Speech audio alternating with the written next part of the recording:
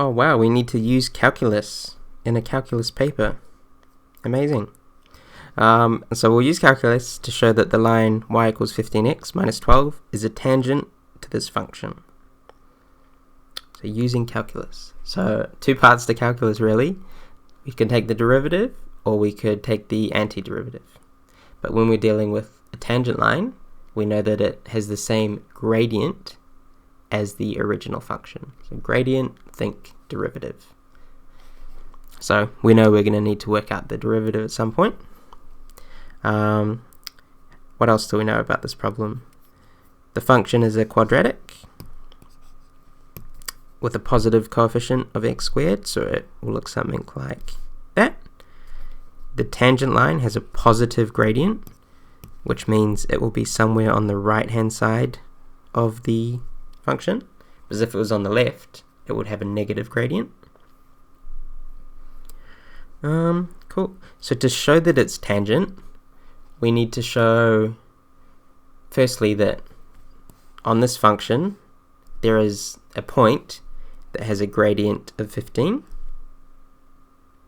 right? Because if there's not, there's no way it can be tangent.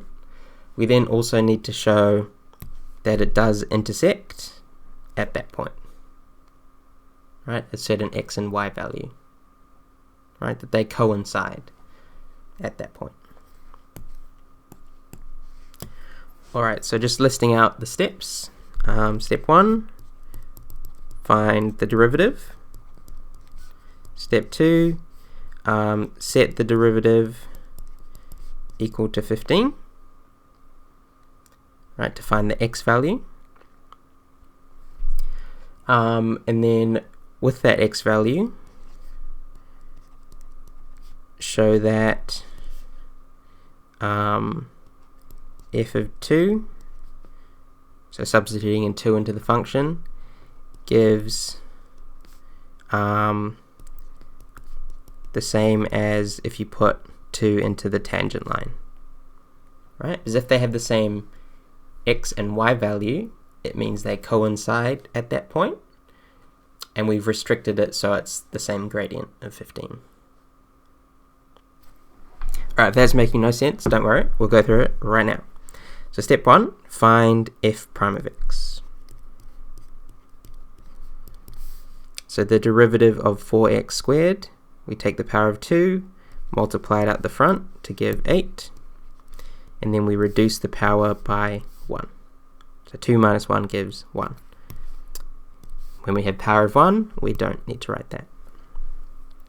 The derivative of minus x might be a little bit hard to see, but there's a coefficient of 1, right, and a power of 1, just to help us use the rule. So we take the power of 1, multiply it out by negative 1, which gives negative 1.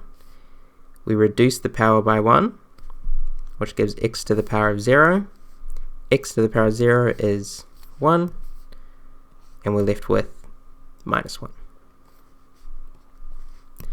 Or another way of thinking about it, if we have any number times x, the derivative of that term is the any number. In this case, it's minus 1. The derivative of plus 4, so the derivative of a constant is 0, which we don't need to write.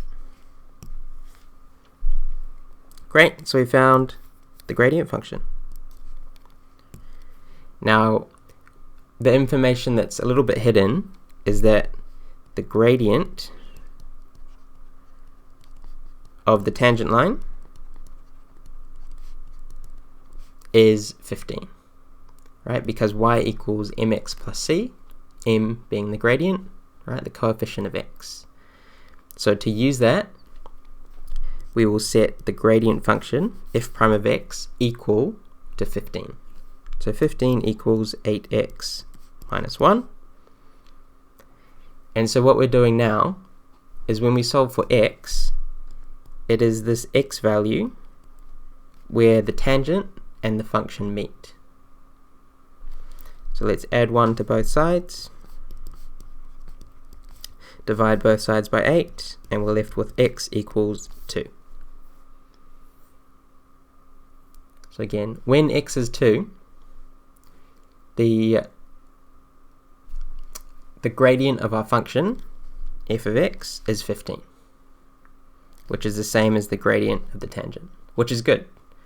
However, that doesn't mean that they are tangent to each other. Like, the tangent line could be over here, or it could be over here, right? So our next step is to ensure that they meet at the same point.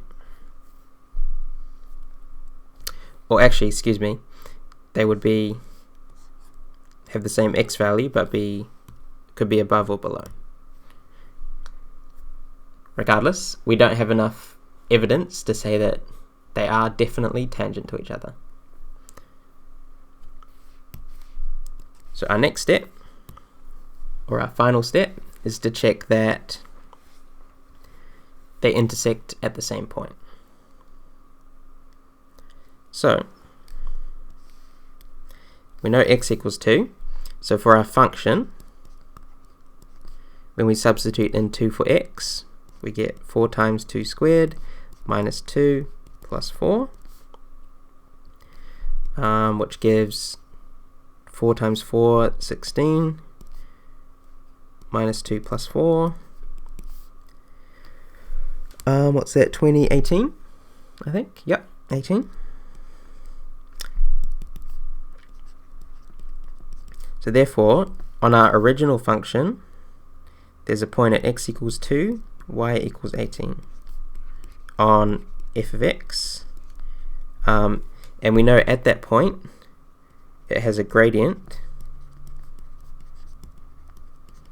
of 15, right? Because that's how we found the x value, right? Using the gradient function, we set it to 15 to find x equals 2.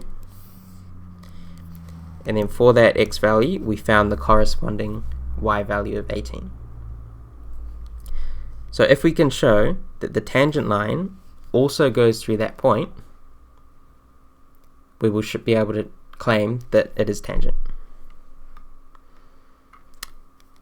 Cool. So for tangent line,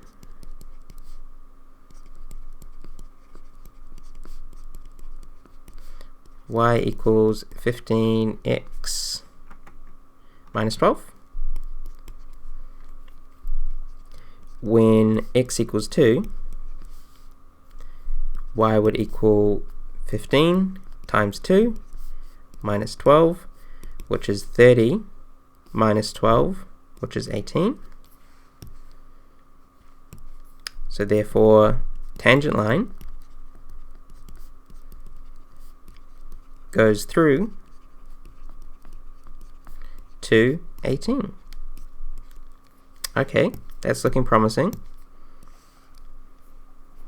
So far we've showed that they have the same gradient of 15 at the same point. And so that is the definition of a tangent. So hence, y equals 15x minus 12 is tangent to f of x at the point to 18. Alright, just writing a short concluding statement.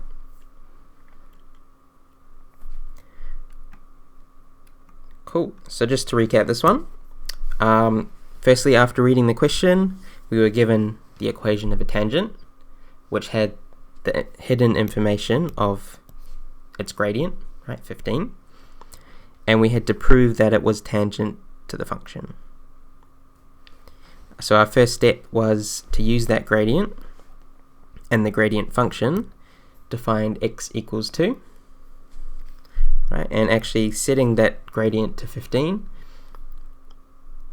is an achieved skill, because you found the derivative and then you acknowledged you had to use it to find something. Right? In this case, we found the x value of the original function when the gradient is 15. But then using that to find the y values to show that both the function and the tangent line meet at 2, 18 was the merit component. And then we were done. Pat on the back, well done. I said done way too many times. Okay, bye.